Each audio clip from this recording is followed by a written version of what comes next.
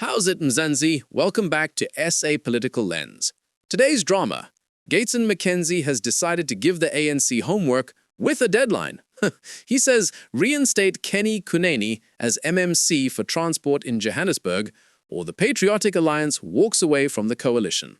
And of course, Gayton is blaming Julius Malema and the EFF for blocking Kenny's appointment. He claims Premier Panyaza Lesufi, that's Gauteng Premier, is saying the EFF actually wants the MMC seat for themselves. Yo, this coalition game is wild. Basically, it's a political version of musical chairs. Everybody's fighting over the same chair, and Kenny wants it upholstered in leather with tinted windows. And of course, Gayton's threat is the real drama. He says if Kenny's not back in his seat by Tuesday, he's resigning as a minister. Come on, Sarah, do you buy that? Gayton loves power way too much. He's not going anywhere. Exactly. He's acting like he can't be replaced. But we know Cyril. Cyril's got his thugs on standby waiting in the wings. One phone call and Gayton's out. Next. Now, to be fair, let's not just take our word for it. Here's Gayton himself. Let's listen to what he had to say. Kenny Kuneni is going to be sworn in as a councillor, and we are awaiting the decision of the African National Congress. I will explain now why is it that we've taken this drastic decision.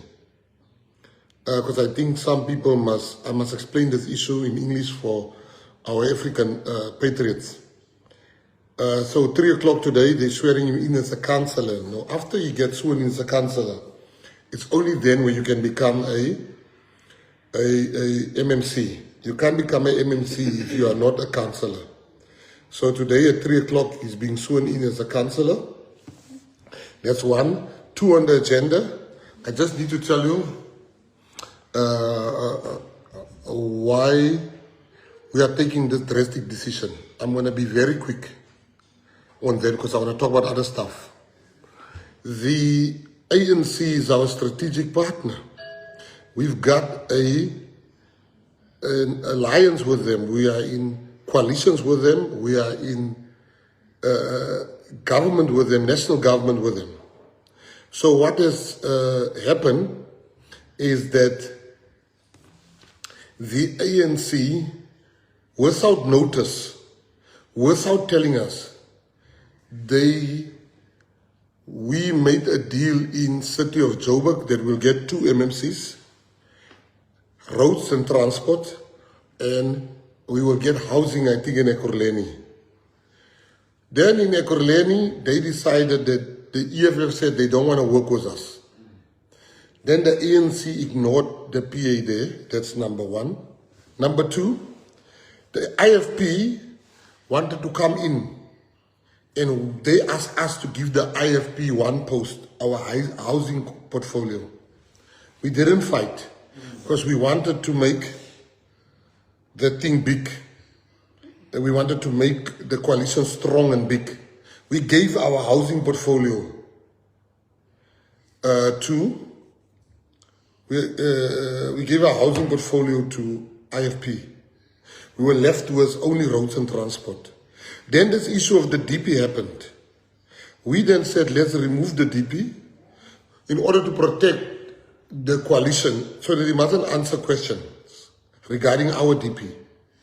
We then put in Liam Jacobs. They then said they don't want Liam.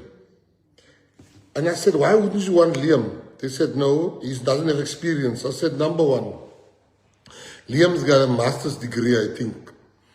And Liam comes from parliament. And there's people that's doing the same job as Liam, they don't even have matric. And I said, I take great exception to the fact that Liam, that the ANC think they can tell us who to put in and who not to put in.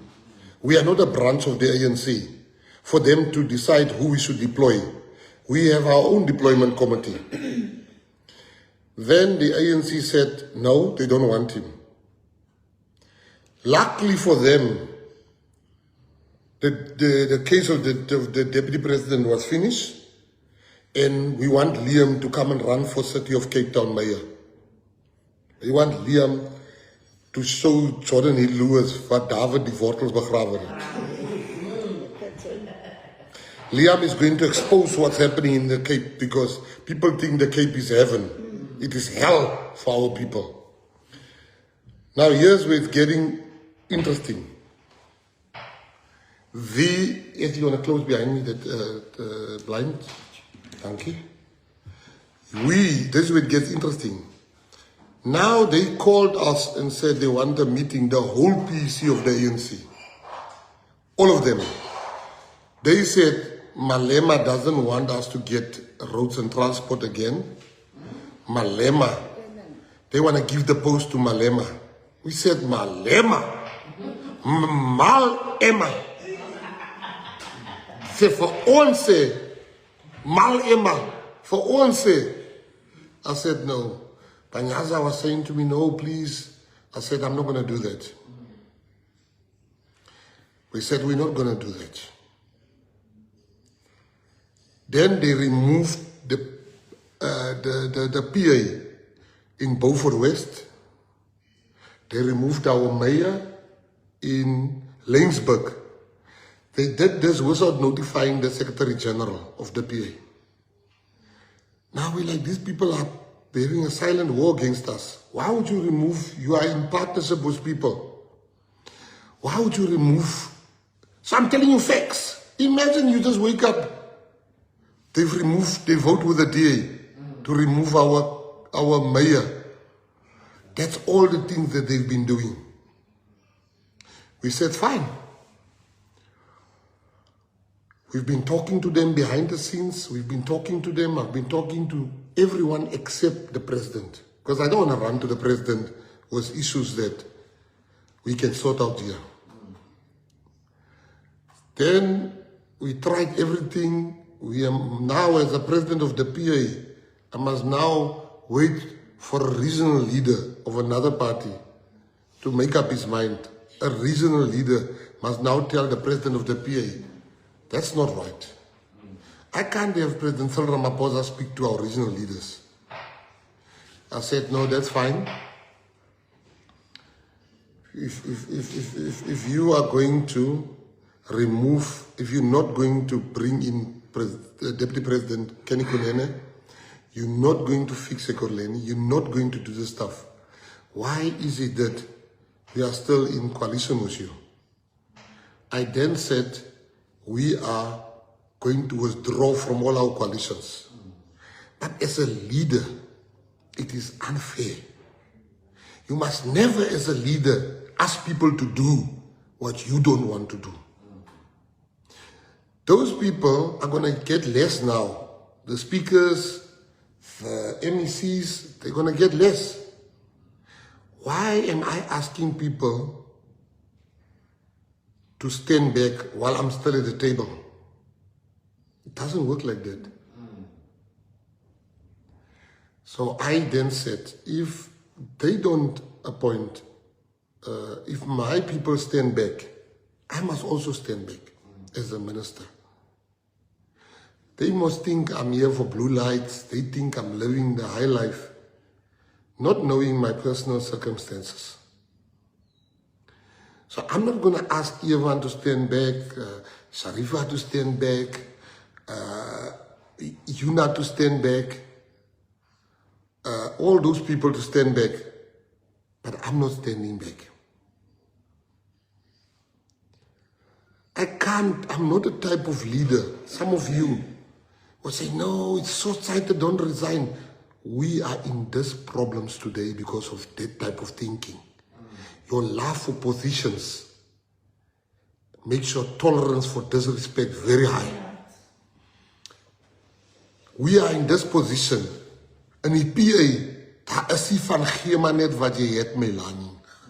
Ons staan op, wat ons besluit. Touch is a move.